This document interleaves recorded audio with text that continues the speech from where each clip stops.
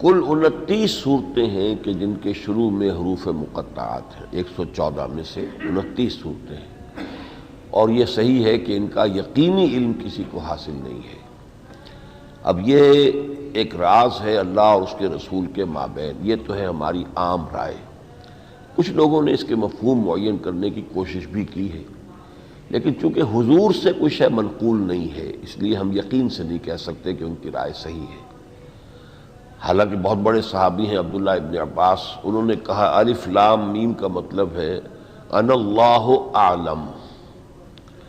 انا کا الف لے لیا، اللہ کا درمیانی حرف لام لے لیا، عالم آخری کا آخری حرف میم لے لیا، الف لام میم انا اللہ اعلم۔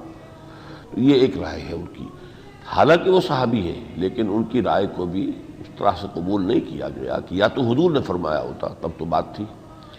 تو اس میں بہتر یہ ہے کہ قبول کیا جائے کہ بس یہ اللہ کے ان کے راز ہے۔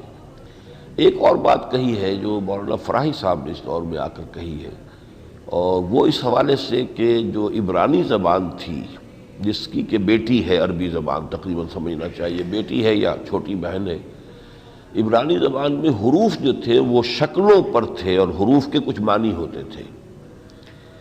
تو مثلاً توئے کو سانپ کی طرح لکھا گیا ہے، اور تو جہاں ہوگا اس میں وہ سانپ کی سی ایک شکل آ جائے گی، اس کا پھن ہے۔ چنانچہ یہ تا ہا تا سین تا سین میم، یہ ان صورتوں کے شروع میں آئے ہیں کہ جن میں حضرت موسیٰ علیہ السلام کا معجزہ سانپ بننے والا جو ہے مذکور ہے۔ جیسے نون ہے، نون کو مچھلی کی طرح لکھتے تھے، مچھلی ہے وہ نقطہ آنکھ کے مانند ہو سکتا، اور نون کے معنی بھی عربی زبان میں مچھلی کے ہیں۔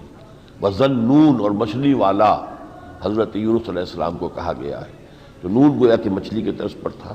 تو ایک کوئی مناسبت بعض صورتوں کی اس حوالے سے بن جاتی ہے کہ یہ سورہ قلم ہے، نون والقلم وما یسطرون ما انت بنعمت ربک، اس کے آخر میں آتا ہے وہ ولا تکن کصاحب الحوت، اے نبی آپ صبر کیجئے اور مچھلی والے کے مانند نہ ہو جائیے، کیونکہ انہوں نے جلدی کی تھی۔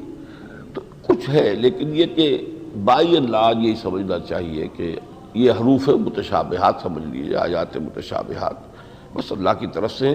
یہ معلوم ہوتا ہے کہ پچھلے زمانے میں یہ ان حروف کا استعمال جو ہے وہ ایک اسلوب تھا، it was a style known to all. اگر بالکل یہ غیر معروف ہوتا تو پھر صحابہ سوال کرتے حضور سے کہ یہ کیا ہے، یہ کیوں ہے، لیکن معلوم ہوتا اسٹائل تھا۔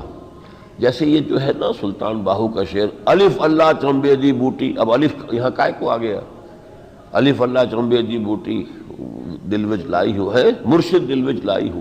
تو اس سے اسی طرح کا اسلوب شاید تھا جس کی وجہ سے کسی نے کوئی سوال ہی نہیں کیا، نہ اعتراض کرنے والوں نے اعتراض کیا کہ یہ قرآن مجید جو تم معجزہ کہہ رہے ہو اس میں یہ چیز تو ایسی ہے جو پتہ نہیں، تم بتاؤ مطلب اس کا۔ تو اس معروف تھا معلوم ہوتا۔